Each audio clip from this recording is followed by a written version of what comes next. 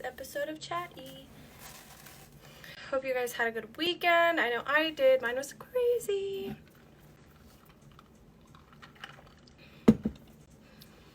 So happy that everyone's here and free to hang out. This episode of Chatty is actually going to be super, super cool. Something I feel like a lot of people can relate to and would be interested in learning more about. So, cool. Can't wait. Happy Monday. $100. What's that mean? $100 what?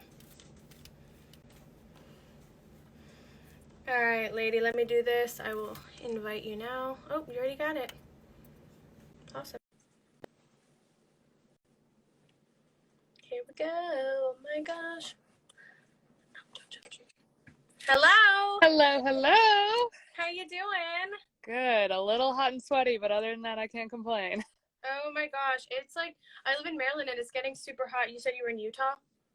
Today we just got to Idaho, so it's a little bit cooler than Utah, but I mean, we planned this trip to like work around all of the really hot temperature, and then Utah's been in this insane drought, so we've had like 100-degree temperatures for days now. Oh my gosh, what kind of trip are you on? We, in quarantine, aside from starting a business, we bought a old Volkswagen van, and so we're on a 5-month like across the US road trip. So that's amazing. Wow, so cool. That is definitely something I'd like to do in the future. I haven't gotten there yet, but that's awesome. Go you. Oh, thanks. It's been so fun so far, but holy cow, it's been a lot. Totally, I know, and it's getting super hot, especially where you guys are right now. It's really, really warm. Yeah, absolutely. At least it's cold at night, though. That makes a huge difference. Yeah, it definitely does. So I'll start out with a little introduction and then go ahead and add anything else in that you feel that I missed. Perfect.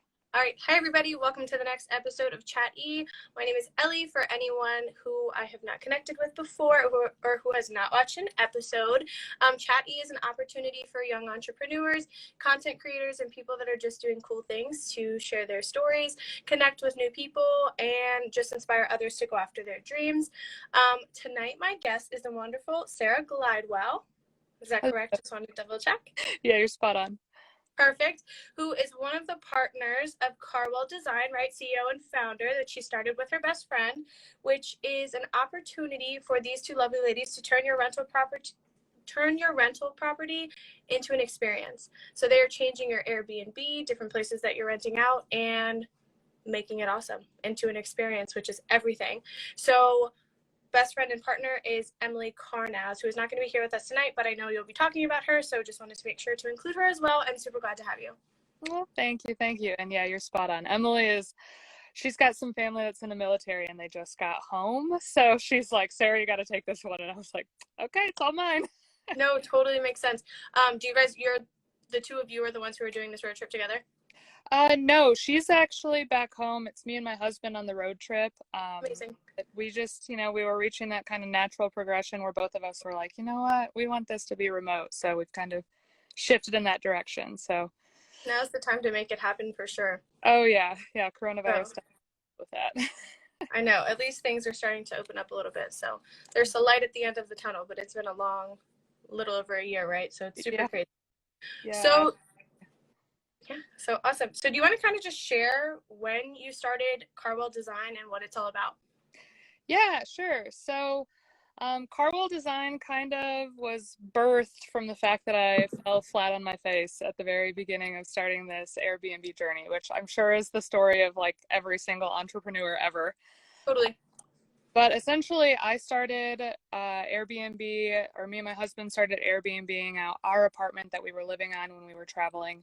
We just, we'd post it online and it would book like 15 minutes later every single time without fail. And so, we scaled up from just our apartment to having one full-time unit, and that was doing really well. And then I was like, you know what? I'm seeing the money it's bringing in. I get how this works. Like, I'm ready to really scale up. And so I decided to sign 3 more leases and just put together 3 all at once. And that was going to be kind of the start of my portfolio for the design side of things, and also, building my real estate portfolio. Cool. Yeah. Awesome. Definitely goes hand in hand. Yeah. And then after putting those 3 units together, I finished that on March 8th, and coronavirus really took over on like March 16th, and the Right. travel industry just came to a screeching halt.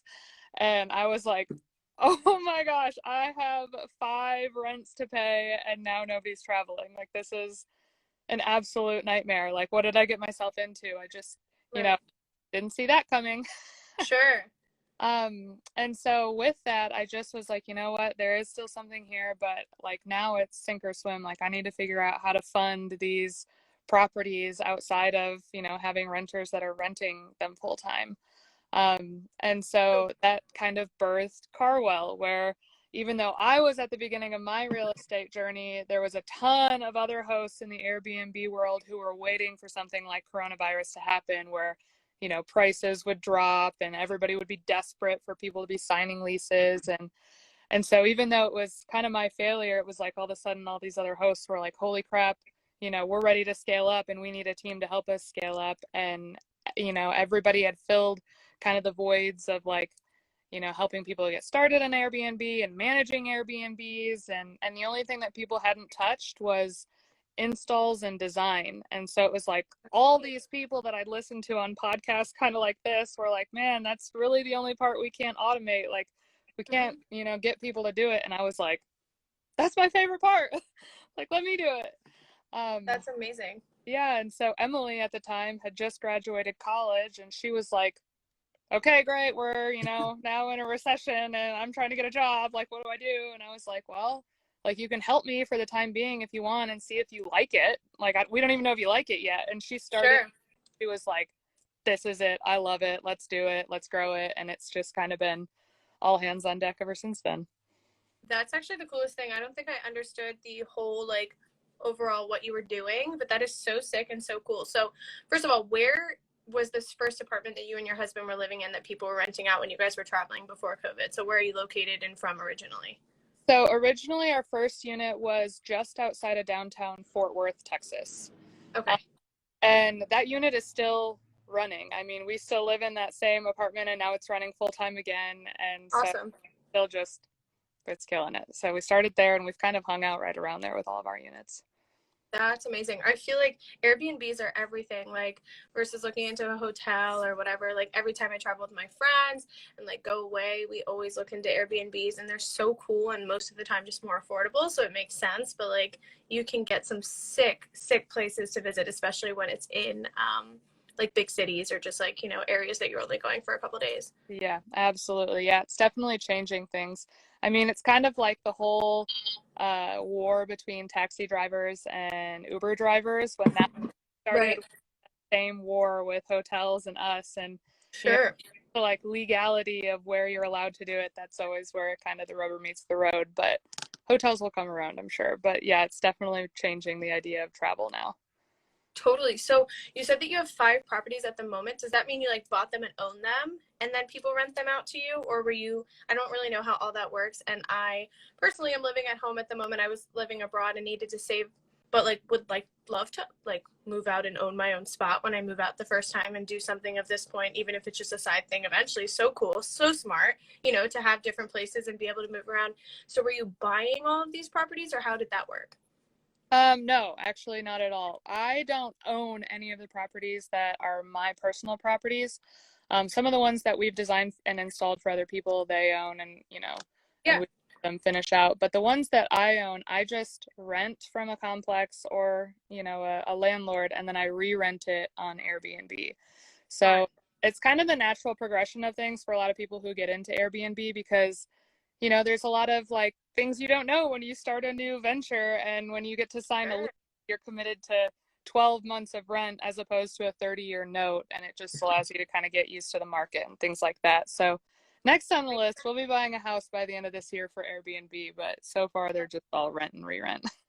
That's awesome. Well, now I haven't been to Texas yet, so a great reason to come outside of Fort Worth. I'd love to stay in one of your places. It sounds so cool. Yes, please. So cool. So how did you guys come up with the name and logo for your business when you got started? Because that's definitely, one of the big but almost small steps that starts out and like what people see when they're looking for something of the sort that you do. Yeah.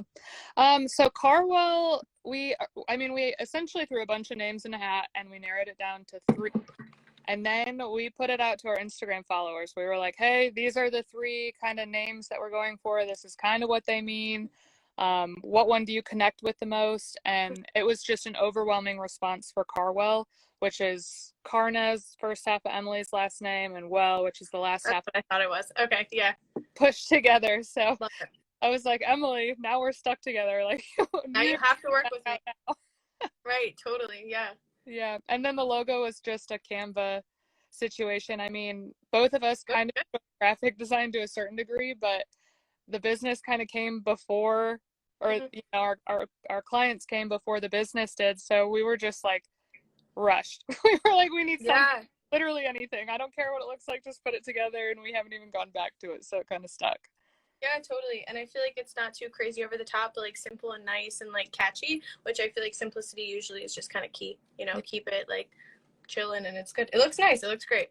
Thank you. Of course, you're welcome. So when it comes to starting a business, one of the things that like I feel like people get the most like nervous about and skeptical is what kind of money they're going to have to invest into what they want to do. So especially if you have obviously started off with your one property and kind of figured out the market, like you said, how this was going to work, but now you're investing in five.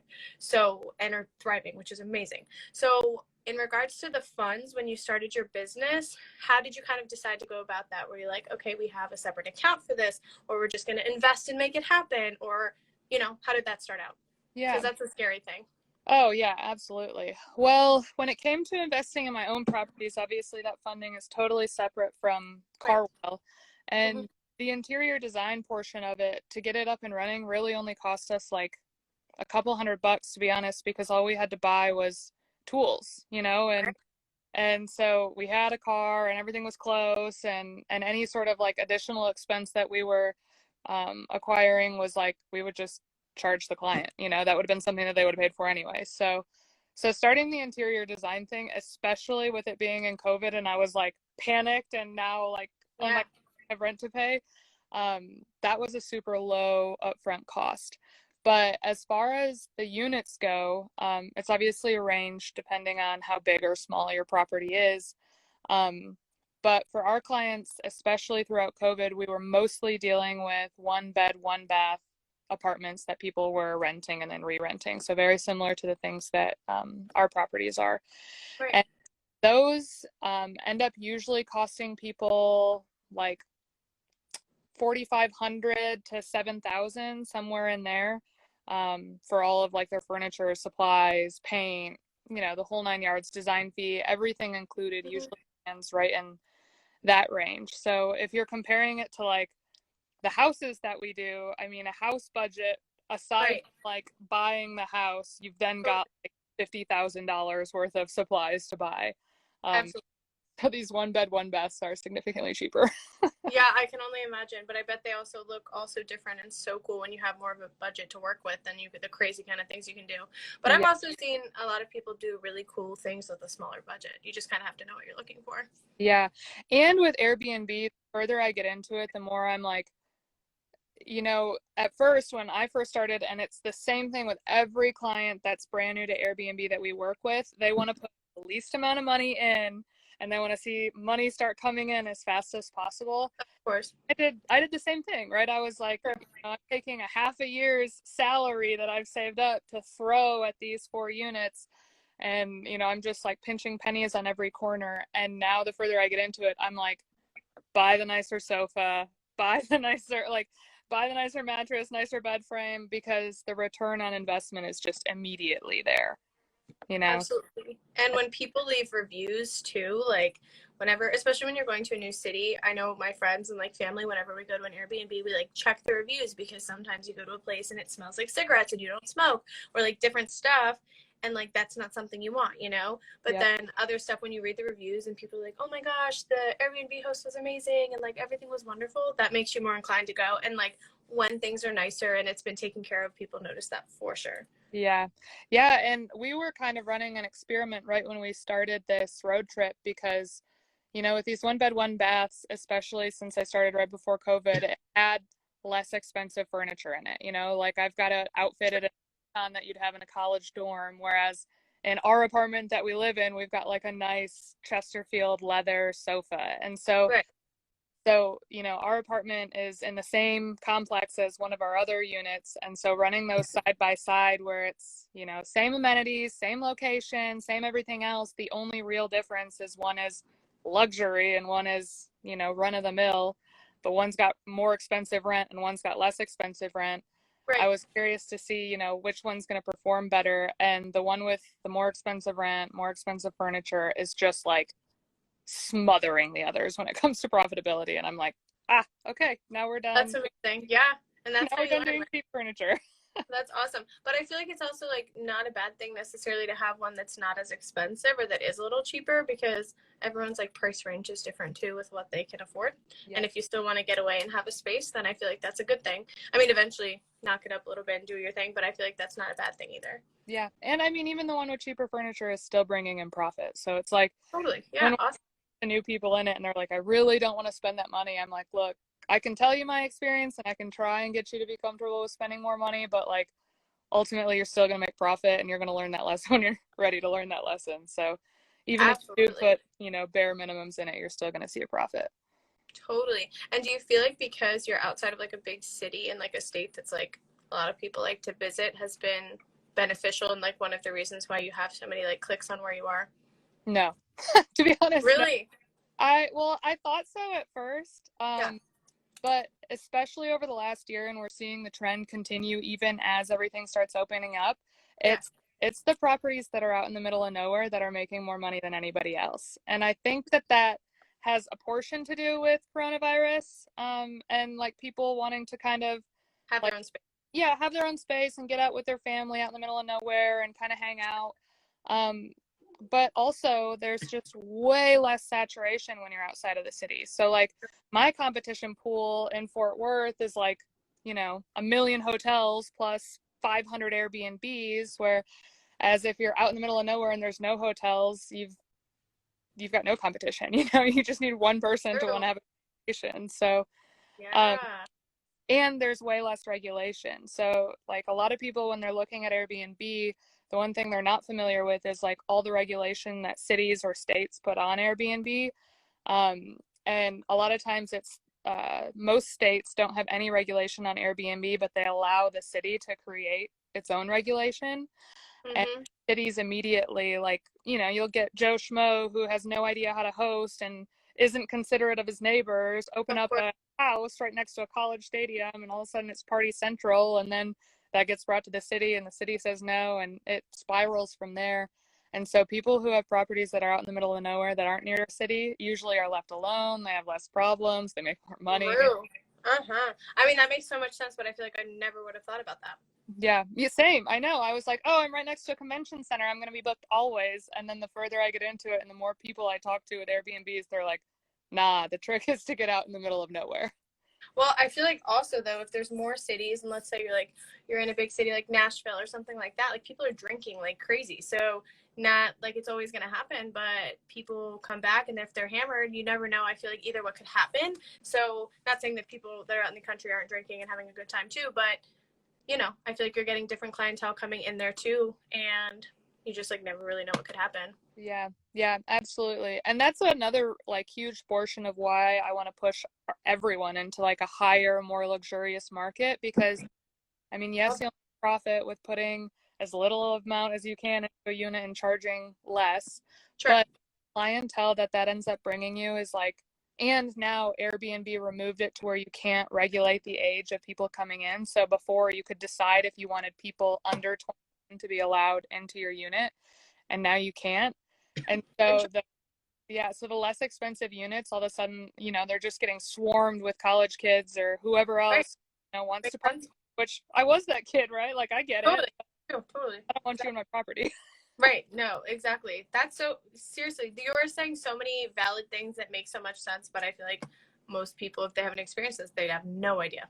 Yeah. And I didn't either. It's just, it's been trial and error for the last couple of years. So yeah, amazing. So do you have people, you're renting them out, but do you have people living there? Like if they're Airbnb, it's just like weekends and weekdays, or do you have some people that like rent them from you for like a longer period of time? Well, during coronavirus, when that whole situation happened, it was kind of a huge shift in the market. So all of a sudden, Airbnb wasn't the thing that was making us money anymore. A lot of people switched to like furnish finders or travel nurse websites or things like that, just hunting for like somebody who's displaced, somebody who has a family member who has COVID that they need a place to stay for a few weeks, Right. or traveling businessmen that now are working remote but have to be on site for True. something. Mm-hmm. So we saw that shift, and ultimately it's just less profitable, which was, I mean, at least you're making rent, right, during coronavirus. But now that coronavirus is over, we've just completely shifted back to serving that travel market because we like those short stays where you make more money.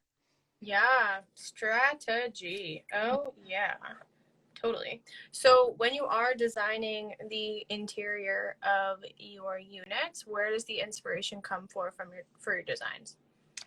Well, it depends on, I mean, it kind of varies per client. And clients sometimes will come to us with a crazy idea, and we've kind of niched ourselves in that direction where we want to be experience based. Like, we don't want to be run of the mill designs. We want something that really feels like a work of art. And so those are the clients that we've kind of targeted ourselves towards. And so sometimes we have clients who come in and they're like, look, I want what you're doing, but I have absolutely no idea how to get there. And for those clients, we'll provide a few mood boards, and it's usually a bunch of pictures that are like from Pinterest or something, and we'll put them Sure. together, Mm-hmm. kind of direct them and see which one they're most attracted to, and then we'll run with that design. Other times we've got clients who are like, this is exactly what I want. Like, I know this area better than anybody. I know what people are coming here for. I want it to cater to this market. And then for our own properties, mine and Emily's, if it's, we get total creative freedom. We always try and do something that's a little bit riskier than we've done with any of our other clients, just to see how far we can push design or how far we can push that experience. Sure. Kind of see the return on investment so we can kind of advise the people that we work with in the future. Smart. And do either of you have any experience in like interior design or anything of that sort kind of background, or this just kind of became a hobby, you enjoyed it, and now you just have an eye for it? Yeah, actually, I went to art school, believe it or not. Oh, Like, cool. it's Okay. one of those things that for years everybody makes fun of you. They're like, "Oh, you went to Yeah. art school? Like, why'd you What pay are you gonna do, or figuring it? Yeah, yeah. like you're never gonna make any money doing that," or like, it Mm-hmm. just was, or somebody's gonna suck the creativity right out of you. And Right, right. so for years and years, everyone would just like, "Oh, cool, you went to art school." But I went for interior design, and it just kind of Oh, amazing. always been a passion of mine. And I was like, you know what? No, I'm gonna figure it out. Like, one day I'm gonna get to do what I want to do, and we're just gonna trust the process. And then Emily has her master's in global retailing, and fashion. So she's got kind of a creative bone in her body too. Um, Awesome. Yeah. she's just better at handling the backside of things, like the back end of the business, which Right. I'm so great at. I'd rather handle like client communication and design. Yeah, totally. I feel like you need that, like the different aspects of the team, because you each do different things. So that's really Yeah, cool. yeah, absolutely. How long does it normally take? I guess it depends on the size of the unit and everything, but how long does it generally take to complete a design once you kind of have like an idea and know what you're working at? So we usually tell our clients, for the one bed, one bath units that we were installing or are installing or designing, we tell them to give us about a 2 to 3 week heads up before their lease starts. Because the designing phase of it, getting an idea of what direction they want to go, and Right. a presentation together to kind of show them what they're going to get at the end, usually takes about a week.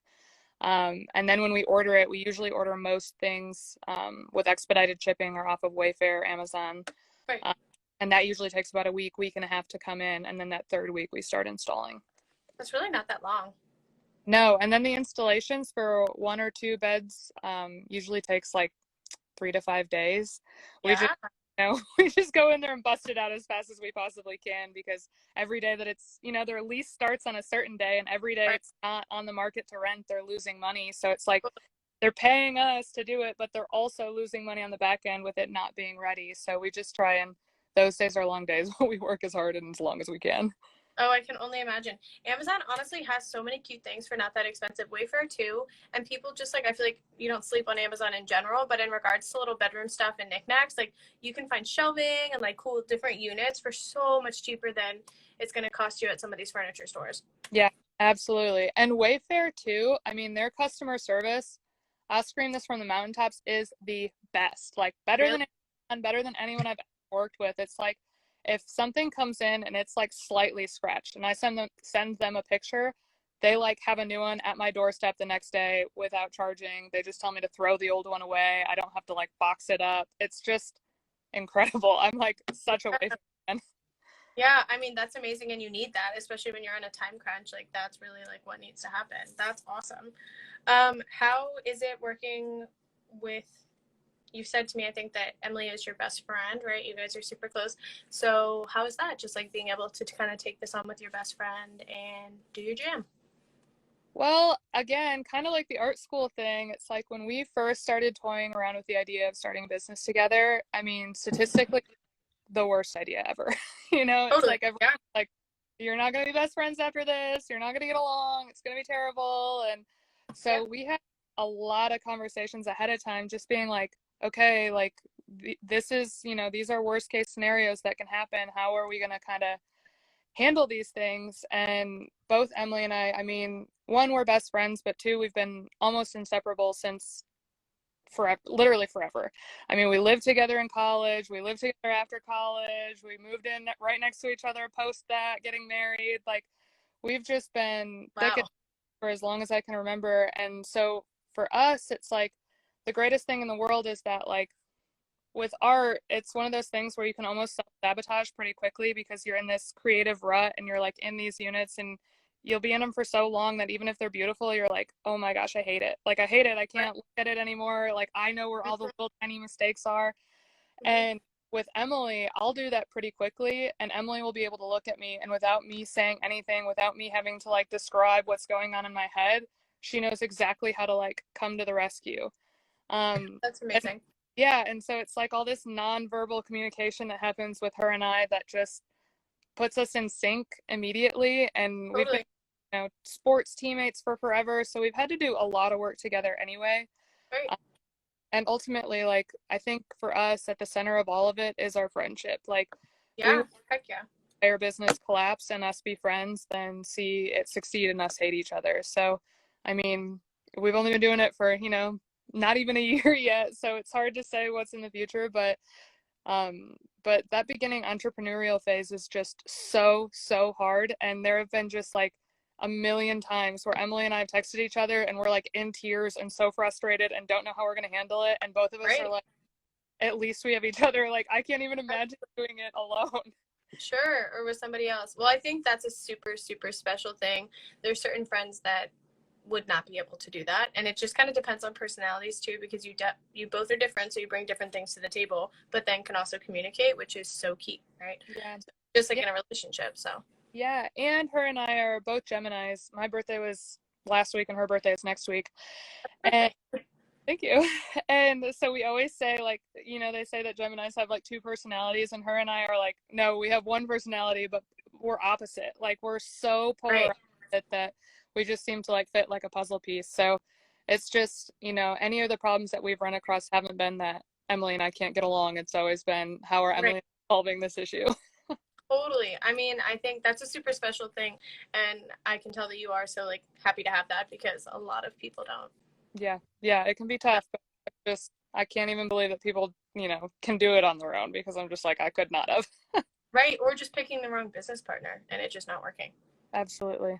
Because you, even in movies, I feel like they're all the time portraying like someone stole all this money or these things happen, and you just don't always know people's like what their Yeah. like best interest is, or they don't always have your best interests in mind. Absolutely. And my husband, probably 5 years ago now, I think he started his business. He's in the insurance industry, and he started it with his best friend as well. And when he started it, I was like, I don't think this is a good idea. Like, we're really binding ourselves to this person.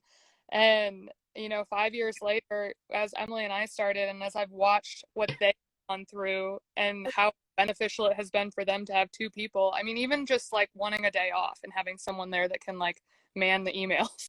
Totally, yeah. Just watching them, I was like, no, like, it just removed so much anxiety for me watching them do it and seeing how beneficial it was. So I always tell people, I'm like, you want to start it with your best friend, obviously make sure it's the right person, but I would encourage it. That's amazing. That's so cool. So you said that your units are located, most of them outside of Fort Worth. So are all of the units that you have right now in Texas, or are you in a couple other different places? Well, my units personally that I run and see the profit off of are all in Fort Worth. Mm-hmm. Originally, I had one unit in Fort Worth and I had 3 units in Dallas. Mm-hmm.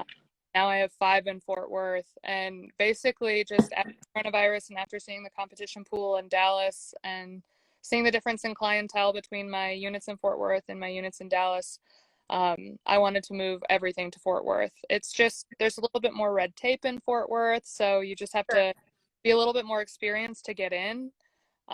Whereas Dallas, it's just like anyone can sign a lease anywhere and there is no regulation, and it's pretty Right. easy to get started, but obviously that just increases your competition, and it kind of spirals from there. But the houses that we've designed for other people, we've done houses in New York, we've done houses in Florida. It's just kind of, That's so cool. yeah, it's kind of all over the place. And some of them we go on site for, some of them we don't. It just depends on whether they have a team that can install or not. But Amazing. yeah, the design portion of it is remote. So if design is all they want, we can really do it anywhere. Totally. So where do you find most of your clientele from? Well, it started off of a podcast, kind of like this. Wow. When I first started an Airbnb, I got really hooked on this podcast called Live, Let, Thrive. And What is it called? Live, Let, Thrive. Mm-hmm. And it was 2 guys that were from DFW, the same Metroplex, and they were talking all things Airbnb. And so I would tune into it all the time, and just kind of listen to everything that they had to say and see if I could avoid any mistakes. And so I asked if I could be on their podcast, right as coronavirus started happening, because I was like, you know what? I'm listening to their podcast. I'm seeing all these people come on who also listen to their podcast, who are trying to figure out how to automate the design and install portion. I was like, I want to offer that. Like, I don't have near as much experience as everybody else who's talking on this podcast, but I just Mm-hmm. want to market myself on this podcast and be like, look, here are the 4 units that I have. You can kind of get an idea of my design style. Yeah. I'm familiar with Airbnb. Like, I'm flexible. Like, at the time, I'm like, I'll work for cheap because I need clients. Right. Totally. And so they brought me on, and they actually ended up being my first client. And now we've done several units for them, several units for the people who have been on that podcast. And then it's just kind of turned into word of mouth from there, where, one person gets started in Airbnb and sees a profit, and then they bring in their cousin and their aunt, and Totally. it spirals.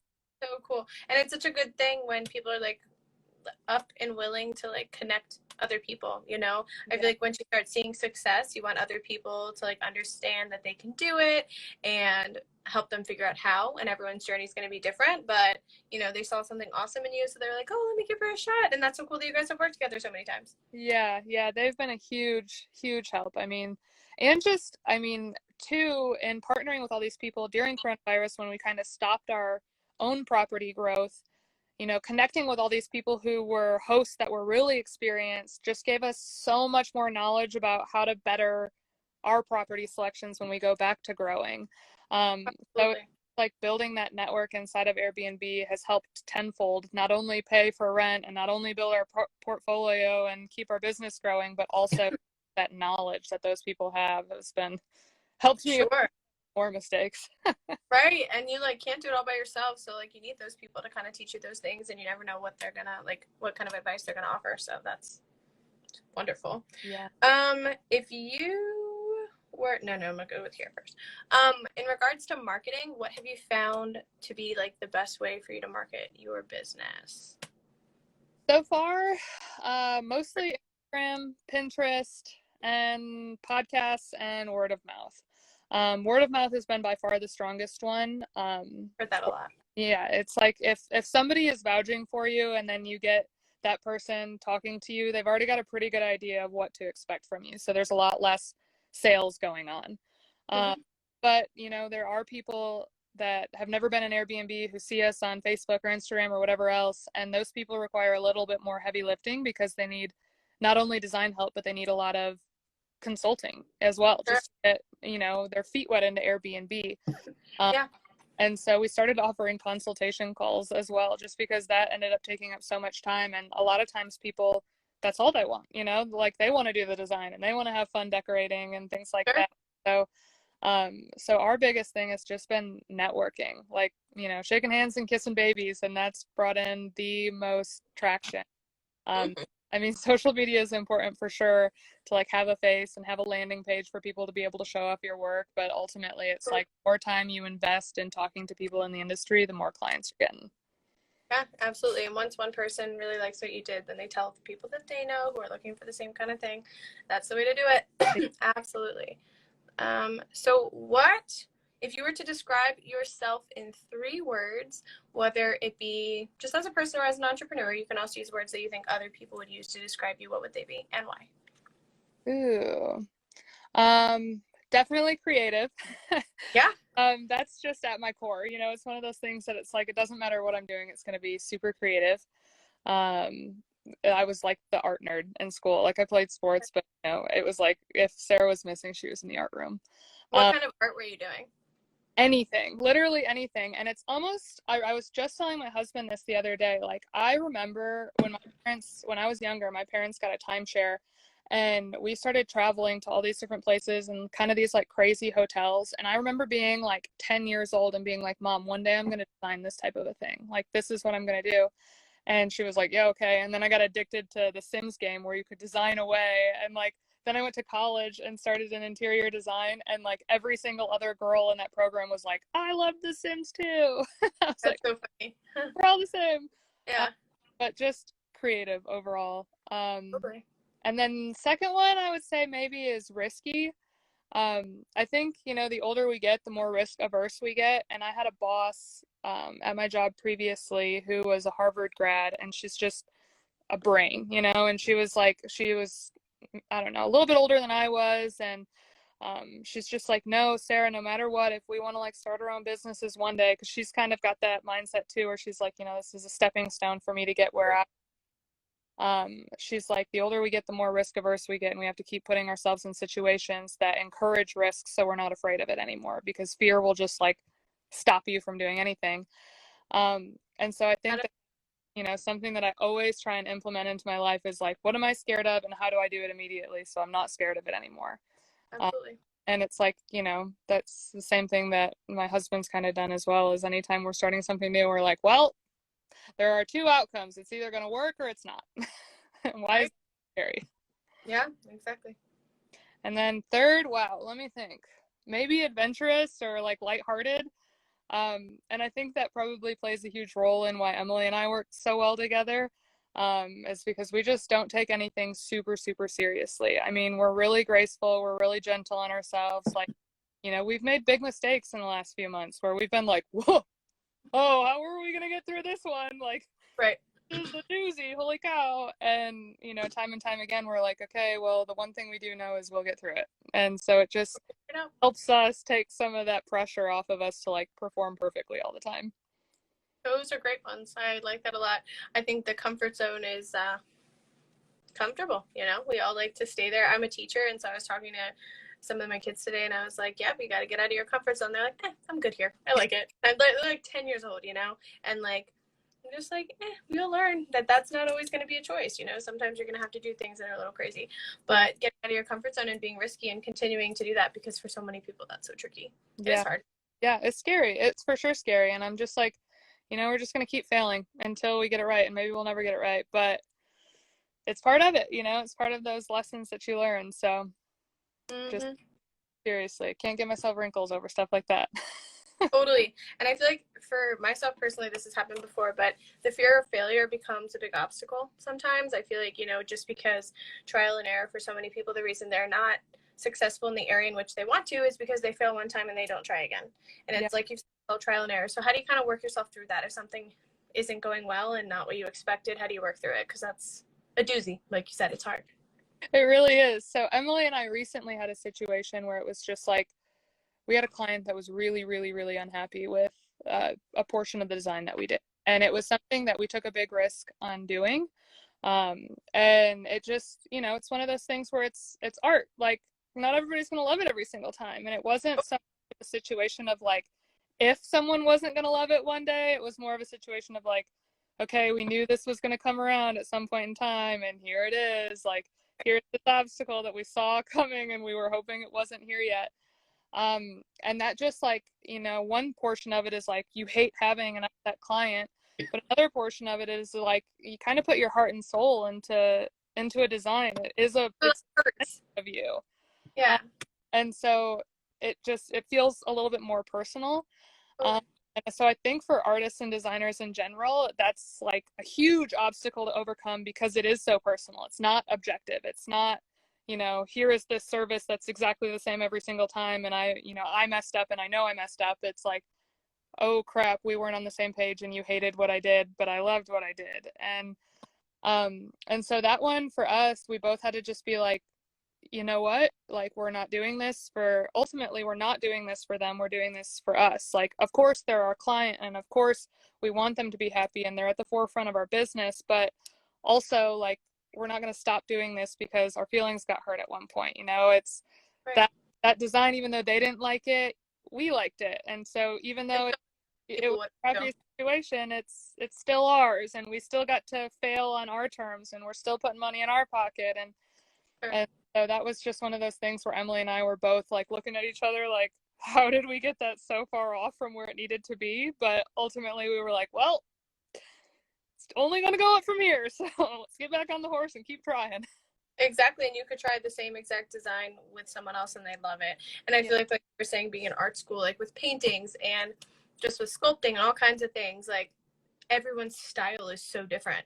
So some of them are so abstract and some people aren't into that, but they're cool, but they're just their own design, you know, and artists and just musicians too, everyone, like teaching, ways of teaching. Every teacher is different too, and their techniques and stuff too. So yeah, everyone's just not always going to be happy with it. And that's a hard thing to like grasp. Yeah, we had one, there's a prison property that's my property that's got like a huge printout of like famous people's mugshots. And it was kind of a risky one as well. You know, it's like prison isn't everyone's cup of tea or whatever, but it's inside your property? Yeah, it's inside my property. And it's got like, you know, a huge printout of like Elvis's mugshot and, you know, just like Frank Sinatra. And it's, you know, I've got like handcuffs above the bed and it's just like a really like out there creative design that is everyone's cup of tea. And I got a really positive response from it, which obviously made me feel great. But like my second guest that like tried to book the place, she was like, what is this? This is the most offensive thing in the entire world. Like, how dare they do this? Like, just ripped me a new one. And I'm like, okay, well, there we go. Well, she doesn't have to book to stay there either. Right. I was like, how about one of these other properties that I have that are close? I know, seriously. Well, I mean, but you should put your creativity into it all the time, especially when it's yours, and the right people will stay there because it's not for everybody. Yeah. Yep, absolutely. So we're just trying to have fun with it and just see kind of what limits we can push and see what kind of experiences we can create for people. And some people are good and some people aren't. Yeah, that's what it's all about. That's wonderful. What are your goals for KarWell Designs for the future, like overall? Is this what you're doing full time right now? Yeah. Awesome. Yep. Well, it changes a lot. It's one of those things that it's like you get the ball rolling and you don't really know which direction it's going in and you're just trying to keep up with it. And then eventually I'm like, okay, we need to take the reins and like figure out what direction we want this to go to make sure that we're not just like being pulled in 70 million directions and pleasing everybody else, but not making sure that like our goals are at the center of it. And so I think, you know, as we start to evolve and as we start getting into buying properties as opposed to renting them and then re-renting them, the end goal that would be like, you know, I would be satisfied knowing that I've created something like this in my life, would be to create something that is equivalent to the Invisible House in Joshua Tree. It's like this insane Airbnb that's like all glass, like it's this huge rectangle. It only sleeps maybe 2 or 4, but it's this massive building, all glass. Looks like a cloud out in the middle of the desert, and it's got like, you know, an Olympic-sized pool in it. And I've seen it actually on TikTok. Yeah, I mean, influencers everywhere are just swarming there because it's like super picturesque. It's very experience-based, very remote. It goes for like during the week, like $3,500 a night. And so somebody's making hand over fist on that puppy, but also it's just this immaculately curated building. And experience. And experience. And it's one of those things that it's like people would go there for their honeymoon. You know, it's like top of the line, like Bora Bora, Maldives situation, like just create amazing. So I think for me, I'm just like, I want to look at a property that I've built from the ground and be like, I did that. Like from the ground, I thought about the customer's experience from, you know, pulling up all the way to their entire time there. I just would love to create something like that. You will. Hopefully. Hopefully. That sounds so cool. I think I have seen that one before, but that's insanely expensive. And I can only imagine the weekends are probably like $6,000 a night. Yeah. Oh, yeah. And they're booked out for like 6 months. You know, it's one of those things that it's like, even in a coronavirus, that place thrived because it only held 2 to 4 people, you know? So the fact that you have money like that to just spend on something like that too is insane.